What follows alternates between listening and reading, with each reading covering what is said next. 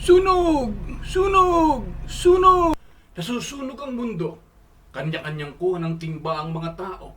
Subalit patuloy ang pagkasunog. Bawat bansa'y naghahanda na. Nagkakampi-kampi na. Sino nga ba ang dapat managot sa salot na ito? Ang salot na pumipinsala sa sanlibutan ngayon ay halos hindi na mapigilan. Kanya-kanyang bakuna. Subalit ang salot ay patuloy na nag-i-evolve. Ang coronavirus sa loob ng mahabang panahon ay kasama na ng tao. Halos sipon lamang na dinudulot dito sa tao. Subalit unti-unti itong naging mabangis. At kalaunan sa ating panahon, ang mutation nito ay halos araw-araw at bumabangis ng bumabangis. Ano kaya ang pinakaugat ng lahat ng ito? Nagkakagalo halos ang lahat ng tao. Kanya-kanyang remedyo. Subalit ang isa na nagtataglay ng tunay at makariresolba ng problemang ito ay halos nakalimutan na. Dumagdag pa ang iba't ibang mga problema at kalamidad. Climate change, bagyo, baha, landslide, lindol, pagputok ng bulkan, sunog, tagtuyot, kawalan ng ikabubuhay, at iba pang mga kahirapan na umaapak sa mga tao habang sila ay nakadapa na. Bakit nangyayari ang lahat ng ito? Ito ba'y gawa ng kalikasan o gawa ng mga tao na nagpupumilit na tumakas at lumayo sa Diyos at sa kanyang anak na siyang binigyan ng misyon na isalba ang sanlibutan ito sa sumpa ng kasalanan at kasamaan? Ang mga tao'y may kanya-kanyang pamamaraan ng pagkilala sa tunay na Diyos na lalong nagdadala sa kanila sa pagkagalit niya. Katulad ni Adan at ni Eva, na sinuway siya at sinunod ang kanyang kaaway na si Satanas. Libang na libang ang mga tao sa mga bagay na ginawa ni Satanas sa sanlibutan ito. Katulad ng mga tukso niya kay Kristo na siya ay nasa ilang, ang lahat ng ito ay tinanggihan niya at nanatili sa kabutihan ng Diyos. Subalit ang mga tao ang siyang sumalo nito at galak na galak, kapangyarihan, kayamanan, kaluhuan, kalaswaan, katanyagan, at ang mga iba pang kasuklam-suklam sa Diyos. Ang relihiyon, pamahalaan, paaralan, ang siya nagpapatakbo ng sistema ng sanlibutan ito at malayong-malayo sa mga kalooban ng Diyos. Paano natin masasabi na ito ang katotohanan? Sa bunga. Mabuti ba ang ibinunga ng mga ito? Ang mga biktima ay ang mga wala pang mga malay.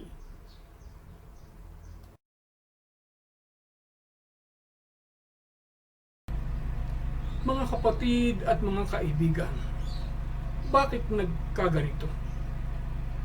Hindi ba ang lahat ng nilalang ng Diyos ay pawang kabutihan? Siya ba ang lumalang ng mga kasamaan? Bakit naging masama ang sanlibutan? Siya ay Diyos ng katuwiran at katarungan. Matuwid bang pilitin niya ang tao sa lahat ng kaniyang kagustuhan? Binigyan sila ng kalayaan. Subalit ang kalayaang ito ang siyang nagtutulak sa kanila sa pagkakasala. Upang maging makatarungan, ang tao ay pinapipili niya sa pagsunod sa kanyang kagustuhan o pailalim sa kagustuhan ng Diyos. Isang malinaw na katotohanan na kapag sinusunod ng tao ang kanyang sariling kagustuhan, ang nagiging bunga nito ay madalas na kaguluhan. Subalit, kung masikap niyang sinusunod ang lahat ng palatuntunan ng Diyos, ang bunga nito ay pawang mga kabutihan. Subalit, paano nga nagsimula ang kasamaan? Basahin natin sa salita ng Diyos. Sa aklat ng Isaiah sa Lumang Tipan, ito ang mga binabanggit. Ano't nahulog ka mula sa langit o tala sa umaga? Anak ng umaga, paanong ikaw ay lumagpak sa lupa? Ikaw na siyang nagpahina sa mga bansa. At sinabi mo sa iyong sarili, ako'y sasampa sa langit. Aking itataas ang aking luklukan sa itaas ng mga bituin ng Diyos. At ako'y uupo sa bundok ng kapisanan, sa mga kaduluduluhang bahagi ng hilagaan. Ako'y sasampa sa itaas ng mga kaitaasan ng mga alapaap ako'y magiging gaya ng kataas-taasan. Gayon may mabababa ka sa Siyon, sa mga kaduluduluhang bahagi ng hukay. Nakita ko si Satanas na itinapon ng Diyos sa kalupaan at bumulusok na parang kidlat, at ang sanlibutan ay nabalot ng kadiliman.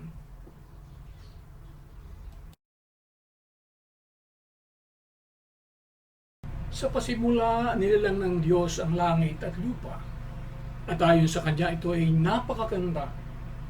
Sa huli, nilalang niya ang tao sa kanyang wangis. Unang nilalang niya ang lalaki, subalit nakita ng Diyos na siya ay malungkot. Kaya mula sa kanyang katawan, nilalang niya ang babae. Gumawa ang Diyos ng napakagandang halamanan. Naglagay siya ng mga halamang ang mga bunga ay siyang ikabubuhay ng tao. Naglagay din siya ng mga maaamong hayop upang makasama nila. Binigyan sila ng pagsubok ng Diyos kung nais nila na manatili sa lubos na pagkalinga ng Diyos o magkaroon sila ng kalayaang pamahalaan ng kanilang buhay sa pagkaalam ng mabuti at masama. Alam natin ang nangyari na sumunod sila sa tukso ni Satanas, kaya nalagot ang kanilang kaugnayan sa Diyos at napailalim sila sa kapangyarihan ni Satanas. Nagsimula silang mamuhay malayo sa Diyos. Ang mga unang anak nila ay parehong lalaki. Ang panganay ay si Cain at pangalawa ay si Abel. Si Cain ay isang magsasaka at si Abel naman ay pastol ng mga tupa. Isang panahon bilang pagsamba, gumawa sila ng altar at inilagay ang kanilang mga handog. Ang kay Cain ay mga piling-ani ng kanyang mga pananim at ang kay Abel ay isang malusog na kordero. Pinatay niya ito sa altar at pinatigis ang dugo at sinunog bilang hain. Tinanggap ng Diyos ang hain ni Abel, subalit tinanggihan ang hain ni Cain. Doon nag-init si Cain at kaniyang pinatay ang kaniyang kapatid. Dito nagpasimula ang kasamaan sa lupa. Nabalot ng kasalanan ang buong sanlibutan. Nagpasya ang Diyos na gunawi ito, subalit nakita ni Noah na kakaiba sa lahat. Kaya tinutusan niya ito na gumawa ng daong upang maligtas ang kaniyang pamilya at ang mga hayop na pipiliin niya. Sa buong panahon ng kaniyang paggawa, nangaral siya ng pagsisisi, subalit kahit isa ay wala siyang naikayat. Sa pagkakayat niya sa kaniyang at kaniyang pamilya ang mga hayop na pinili niya, nagpaulan ng Diyos ng 40 araw at 40 gabi at natabunan ng tubig ang buong mundo. Ito ang naging bunga ng pagsuway ng tao sa utos ng Diyos at pagsunod naman sa tukso ni Satanas. Delubyo. Muling dumami ang tao at nagpasimulang magtayo ng mga pamayanan. May lumabas na isang magiting na lalaki na ang pangalan ay Nimrod. Magaling siyang humawak ng sandata at mangaso. Marami siyang itinuyong pamayanan at ito ay kanyang pinagharian. Nagtayo sila ng mga muog at mga tore na silang magiging kaligtasan nila kung sakaling may dumating na panibagong gunaw. Isang mataas na tore ang kanilang itinatayo na bumaba ang Diyos at ginulo ang kanilang mga wika, pagkat noon ay may isang wika lamang sila. Ang naging bunga nito, hindi nila natapos ang tore, kaya tinawag nila itong Babel, pagkat ginulo ng Diyos ang kanilang wika. Ang naging bunga nito ay ang pagkalat nila sa buong sanlibutan, pagtatayo ng kanyang pamayanaan.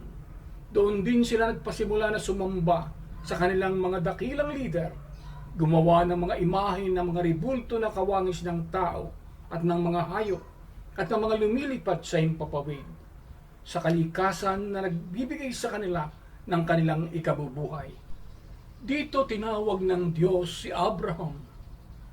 Pinaalis sa kanyang bayan at pinaglakbay sa isang lugar na inihanda ng Diyos para sa kanya at sa kanyang sambayan. Ipinanganak niya si Isaac sa kanyang katandaan. Ipinanganak ni Isaac si Jacob. At si Jacob ay nagkaanak ng 12 lalaki na siyang pinagsimulan ng 12 tribo ng Israel. Ang Israel ay naging alipin sa Ehipto. At sila ay lubhang pinahirapan, kaya sila ay tumawag sa Diyos ni Abraham. Si Moses ay tinawag ng Diyos upang sila ay palayain. Kay Moses ibinigay ng Diyos ang 10 utos na nakasulat sa 2 tapyas na bato upang ito ang maging batas ng bansa ng Israel. Naging matigas ang mga ulo ng bansang ito na nagbunga ng mulit-muli nilang pagkaalipin sa mga nakapaligid na bayan.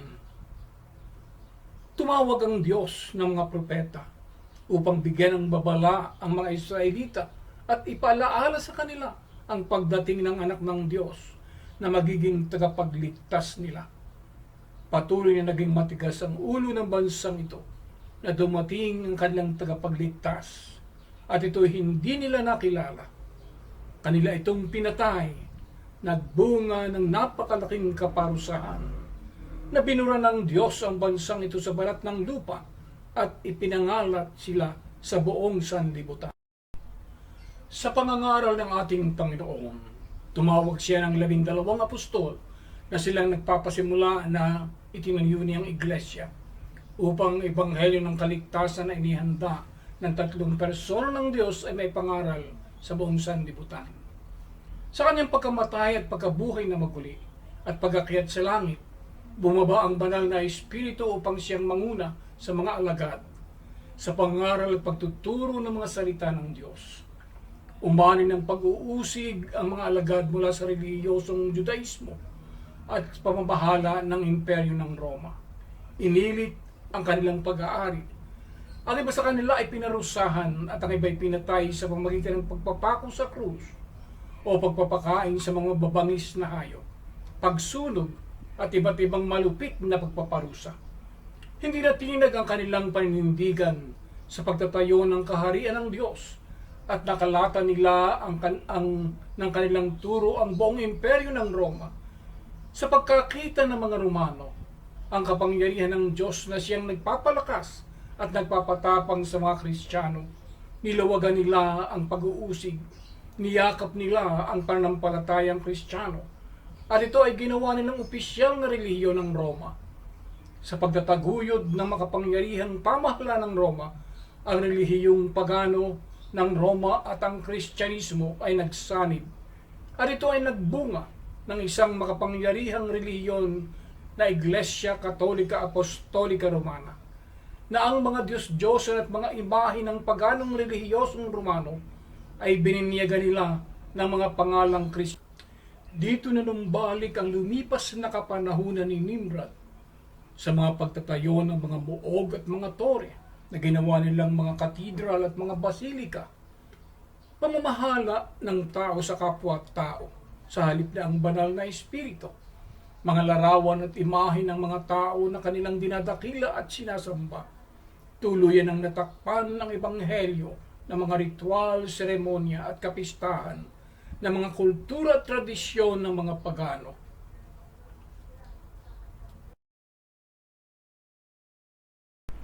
Dumating ang panahon na ilang mga tagapagturo ang namulat ang mga mata sa mga kamalian.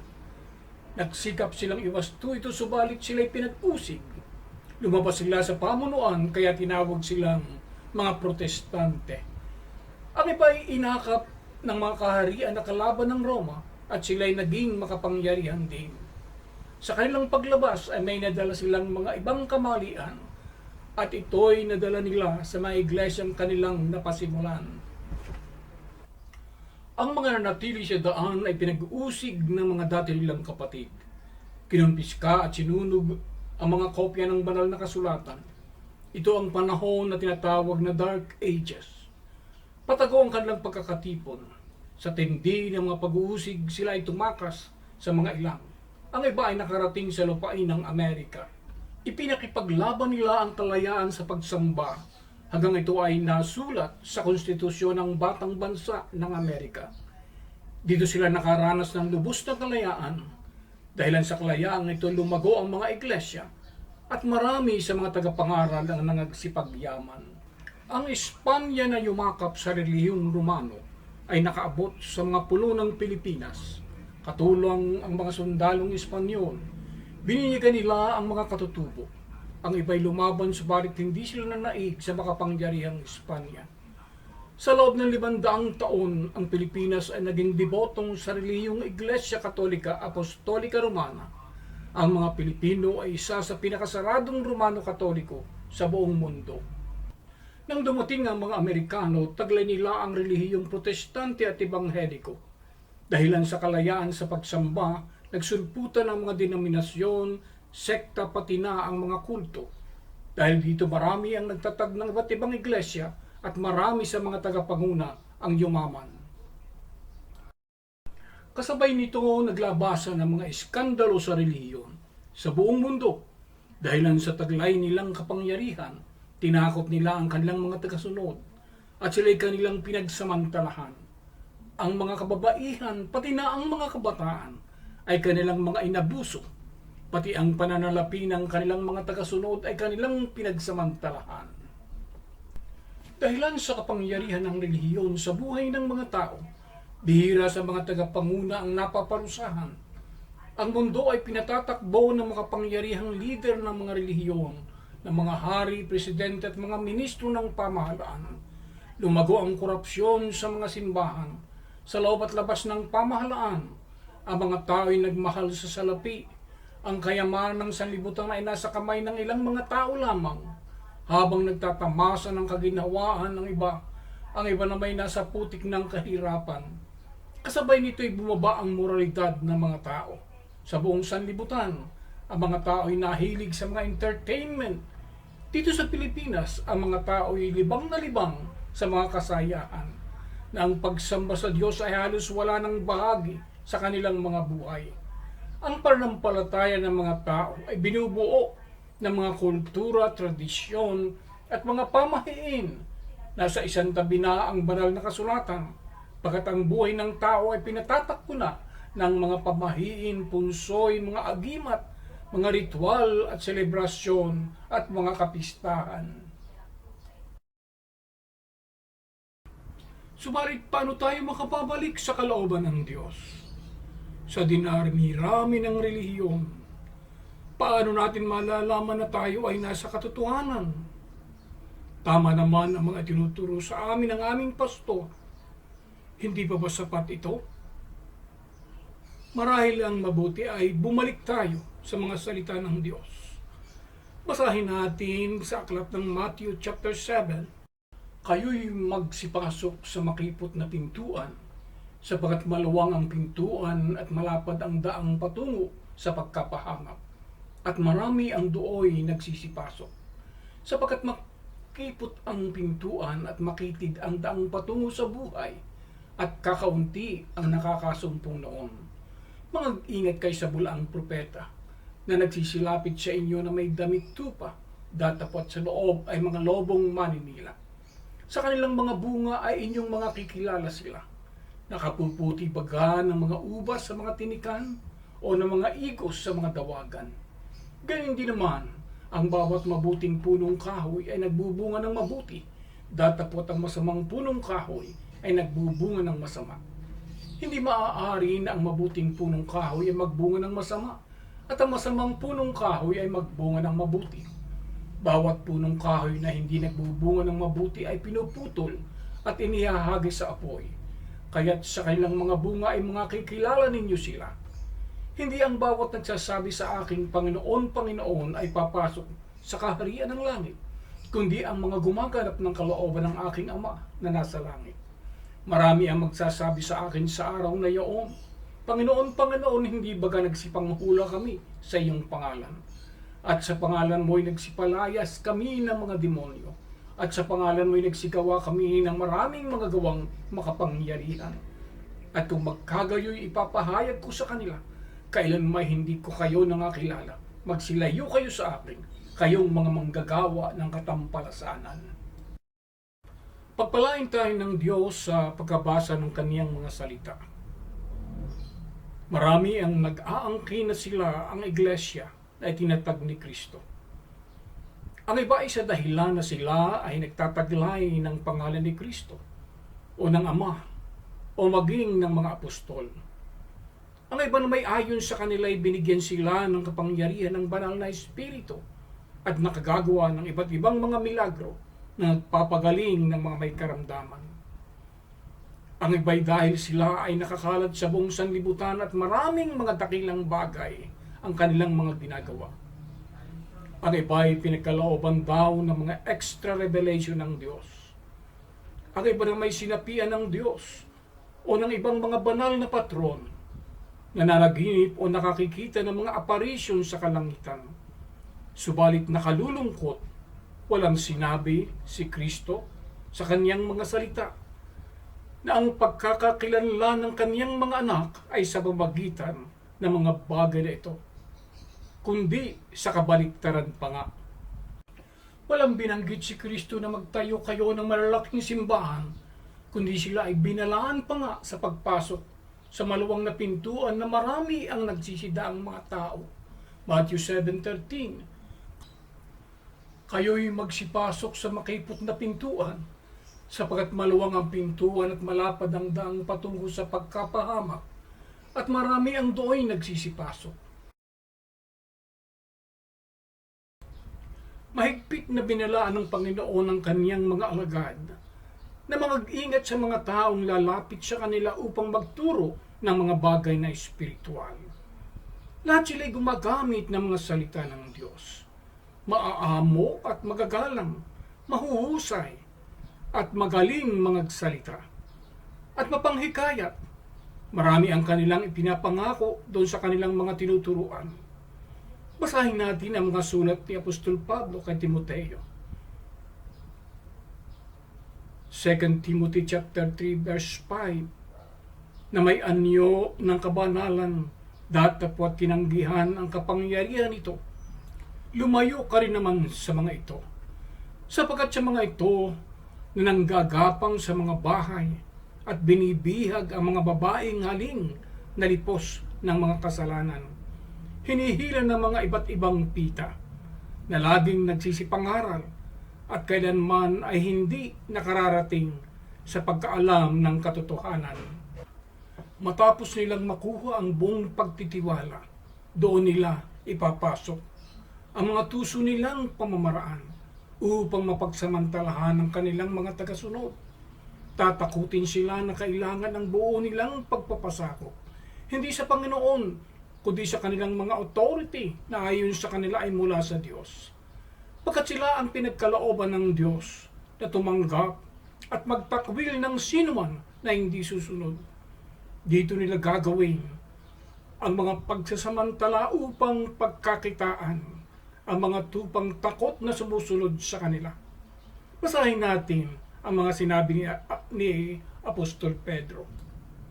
Ngunit may magsisilitaw din naman sa bayan na mga bulaang propeta, na gaya naman sa inyo'y magkakaroon ng mga bulaang guro na mga papasok sa lihim na mga nakapapahamak na mga hidwang pananampalataya, na itatatuwa pati ang Panginoon na bumili sa kanila, na nangagtataglay sa kanilang sarili ng madaling pagkapahamak, at marami ang magsisisunod sa kanilang mga gawang mahahalay, na dahil sa kanila ay pagsasalitaan ng masama ang daan ng katotohanan, at sa kasakiman sa mga pagpakunwaring salita ay pangangalakal kayo na ang hatol sa kanila mula ng una ay hindi magluluwat, ang kanilang kapahamakan ay hindi magugupiling.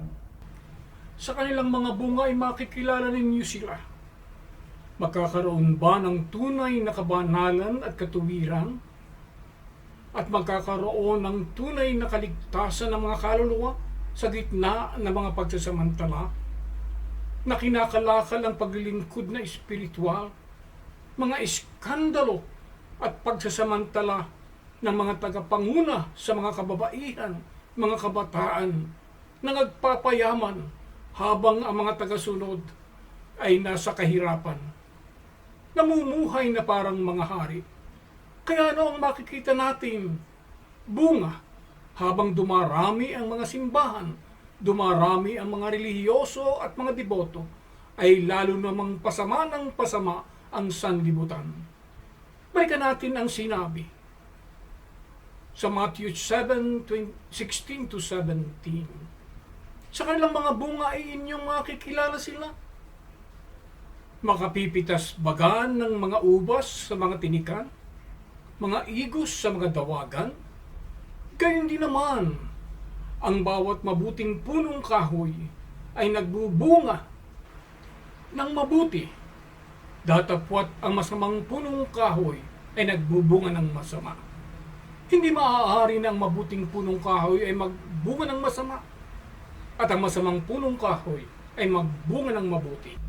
Bawat punong kahoy na hindi nagbubunga ng mabuti ay pinuputol at iniahagi sa apoy. Kaya sa kanilang mga bunga ay makikilala ninyo sila. May dalawang pagkagamit ng apoy sa Biblia. Ang iba'y pinadadaan sa apoy. Ang iba na may inihahagi sa apoy.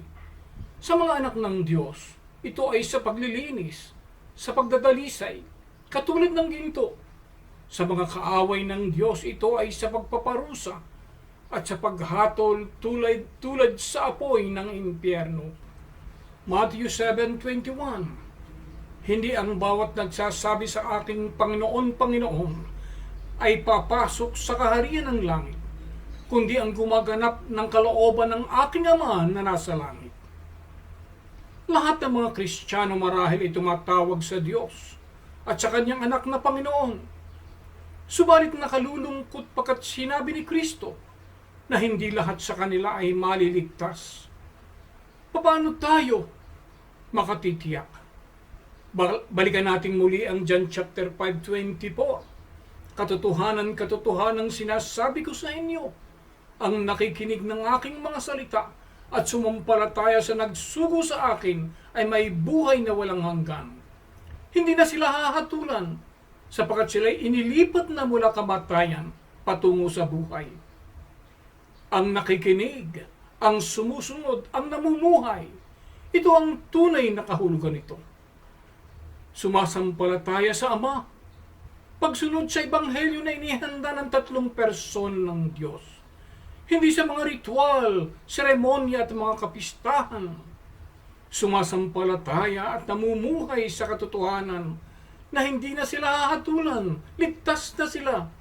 Pagkat sila ay iniligtas na, nakasentro na ang kanilang mga buhay sa pagpapahayag at pagpapatuon ng mga katotohanan ito.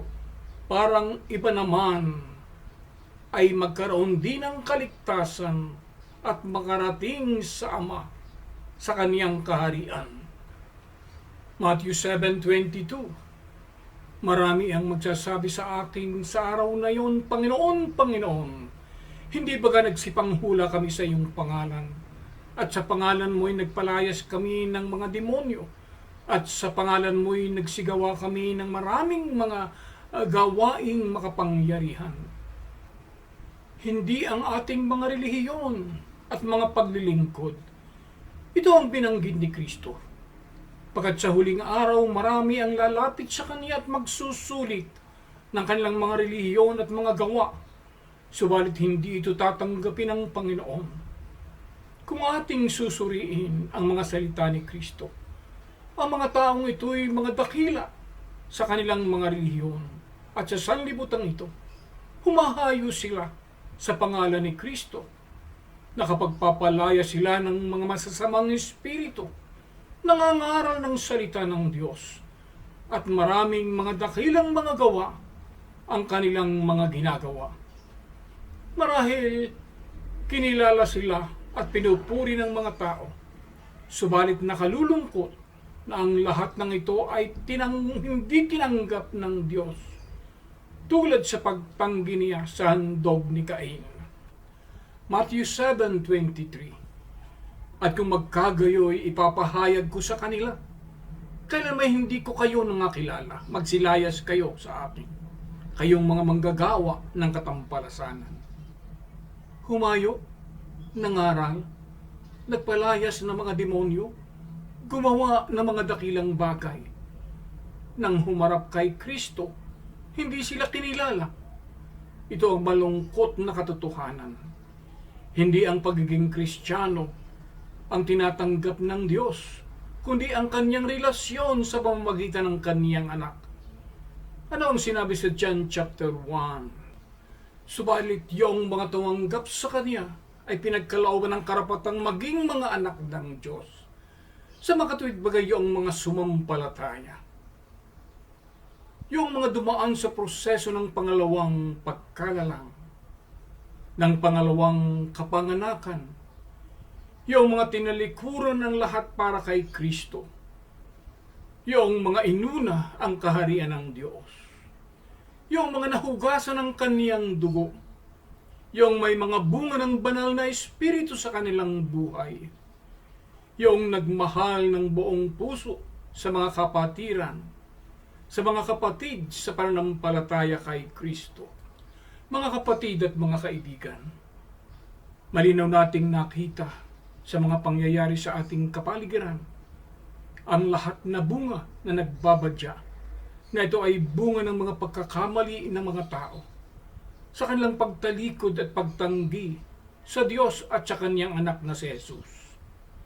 Hindi mangyayari ang pandemic na ito kung ang sanlibutan ay katanggap-tanggap sa Diyos. Subalit magpasalamat tayo, pagkat hindi pa huli ang lahat. Ang Diyos ay naghihintay sa lahat na nais magsisi at manumbalik sa Kanya. Nariyan lang siya sa tabi mo. Kausapin mo siya sa iyong puso at buong katapatang sumuko ka sa Kanya.